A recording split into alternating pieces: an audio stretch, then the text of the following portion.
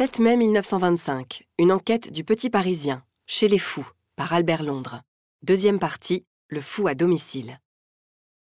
On frappa à ma porte quelques coups vigoureux et mal comptés. « Entrez !» C'est à la fin d'un après-midi, vers 6 heures. La porte s'entr'ouvrit, un homme passa la tête. Je ne vis que la tête d'abord. « Eh bien, entrez !» L'homme me tendit une enveloppe où mon nom était écrit. « C'est bien vous ?»« Parfaitement. » L'homme manifesta une joie sauvage. Il tenait sous le bras une monumentale serviette. Il la posa sur le plancher. Ne voyant rien pour accrocher son chapeau, il le lança d'un geste sûr au-dessus d'une armoire. « Je suis heureux, » dit-il. « Vous ne me demandez pas comment j'ai trouvé votre adresse? Elle n'est pas dans les bottins, vous savez. C'est une lacune. Faites-vous inscrire dans les bottins pour l'année prochaine. Cela économisera de l'argent à des bougres comme moi. J'ai dépensé depuis avant-hier 37 francs pour vous dénicher. Je ne compte pas mes souliers. Je viens de Nice à pied, pour vous voir. Salut !» Il déboutonna son pardessus. L'homme était nu jusqu'au nombril. « Avez-vous un peu d'eau de Cologne? Rien qu'un peu. » Et il réunit ses deux mains comme une coupe. Je lui versai de l'eau de Cologne. Il s'en frottait le visage et la poitrine. « Encore !» disait-il. « Encore !» Soudain, il avisa un vague canapé dans un coin. « Ah !» fit-il. « Vous permettez ?» Il se coucha. Des livres et de vieux journaux lui bourraient les côtes, en dessous. Cela ne le dérangea pas. Il ferma les yeux et me dit « Je suis épuisé. On m'a inoculé 11 maladies. Je puis mourir ici, subitement. C'est pourquoi je vous demande un quart d'heure de repos. Après, je vous donnerai l'affaire la plus formidable de l'époque. N'ayez pas peur. Vous ne perdrez pas votre temps. » Il ouvrit les yeux. « Où est ma serviette ? Bon, si vous sortez pendant que je dors, enfermez-la dans votre coffre-fort. La police de Londres paierait cette serviette 20 000 livres sterling et ne serait pas volée. Au revoir. Ne me réveillez pas, mais vous pouvez fumer. Votre eau de Cologne ne sent pas mauvais. » Il referma les yeux et ronfla. L'homme accusait 46 ans et n'était point gras. Voici ce que disait la lettre qu'il m'avait remise. « Mon cher confrère, je vous adresse Monsieur Manikoff. Je l'ai entendu pendant 6 heures. Je crois que l'histoire importante qu'il m'a racontée vous intéressera particulièrement, etc., etc. G.A. de l'éclaireur de Nice. » Ce n'était pas une mauvaise plaisanterie. Le dit Manikoff, lui, ronflait toujours. À 7 heures, je lui pinçai l'épaule.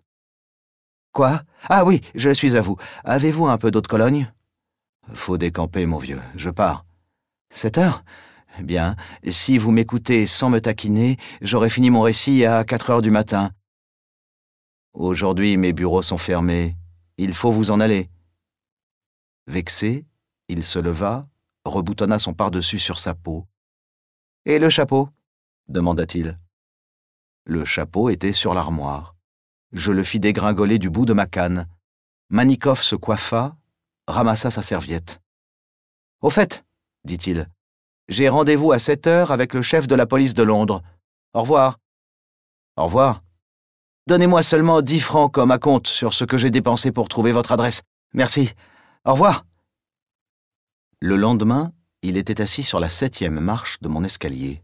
« J'ai réduit, » dit-il. « 4 heures me suffiront.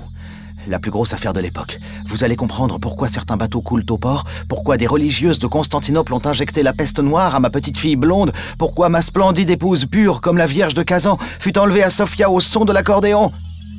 Au revoir. Au revoir. Donnez-moi 10 francs. Vous ne m'en devrez plus que 17. Pendant 1 semaine, on ne vit que lui dans l'hôtel. Il jetait la panique à tous les étages. On ne l'appelait plus que « mon fou ». Le portier me dit « Rendez-lui ses 17 francs et qu'on ne le revoie plus. » Sous ma porte, je trouvais des mots ainsi conçus. « Vous refusez de faire votre fortune et celle de votre journal. Les Français seront toujours les Français. Un escroc génial, fort comme Napoléon, met en couple l'Occident et le Proche-Orient. J'ai son nom. » Il apporta une fois une peau de lapin à la bonne d'étage pour qu'elle organise ses chaussons pour l'hiver. Puis il disparut. Un jour, les journaux publièrent cette note. Un nommé Manikoff, interné à l'asile de Bourg, a fait des révélations au procureur de la République au sujet de l'assassinat de l'ingénieur Dufoy sur la ligne Paris-Versailles.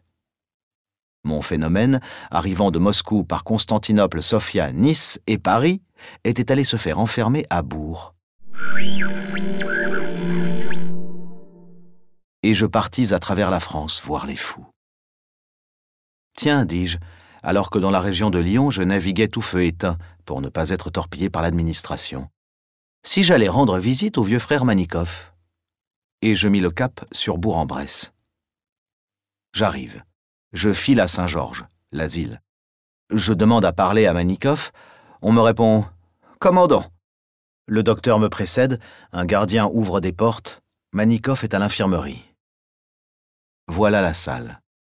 Ils sont 12, tous au lit, et remarquablement sages. Je cherche mon Manikoff. Je ne vois pas sa tête intéressante. « Bonjour !» crie-t-on. C'est lui qui me reconnaît. Il avait une barbe et un bonnet de coton. De sa barbe ou de son bonnet, on aurait pu dire quoi était le plus sale et le plus long.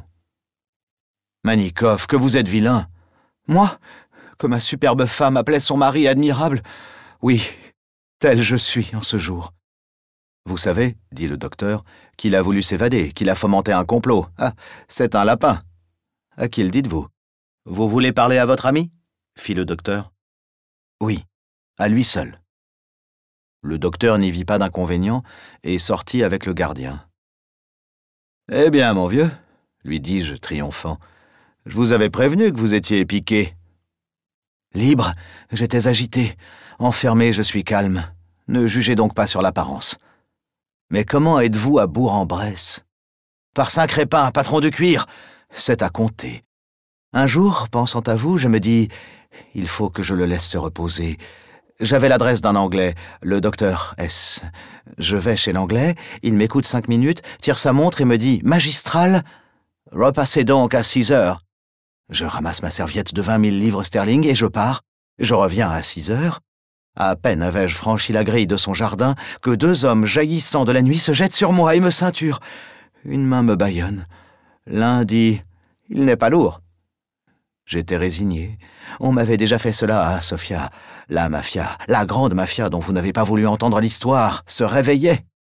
Elle avait empoisonné la fille, débauché la mère, elle ligotait le père. Ainsi soit-il. On me jette dans un taxi. « Messieurs, dis-je aux 2 cosaques de la Seine, si je ne suis point lourd, ainsi que vous avez pu le constater, c'est que je ne suis point gras. Aussi je vous serais fort obligé de ne pas me serrer de la sorte, car vous froissez mes muscles, que rien ne protège. » On m'a emmené à l'infirmerie spéciale du dépôt. Je suis resté 2 jours dans une cellule qui sentait le chat séquestré. Cela, c'est vrai, Manikoff. Puis ce fut Sainte-Anne, et Sainte-Anne expédia 6 pensionnaires à Bourg-en-Bresse. J'en étais. Les 2 de malades se redressaient sur leur lit. Leurs yeux s'allumaient d'un désir. L'un se leva. En chemise, il traversa la salle sur ses pieds malpropres, s'approcha de moi. « Quand est-ce que je vais sortir ?» me demanda-t-il tout bas. Un autre, la chemise nouée au-dessus du nombril, se mit debout sur son matelas et cria « Si j'ai violé une petite fille, la guillotine! Si c'est un mensonge de ma belle-mère, la clé des champs! Porte à plan !» Moi, je veux voir le procureur de la République. Il y a le président de la République. Il y a le 14 juillet de la République. Il y a la place de la République. Il n'y a pas de procureur de la République, Bic de Bic. C'est les rats, c'est les rats.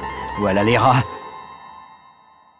Manikoff, me frappant sur l'épaule, me dit « Voilà les ex-raisonnables. » Ils sont 80 000 dans les asiles de France.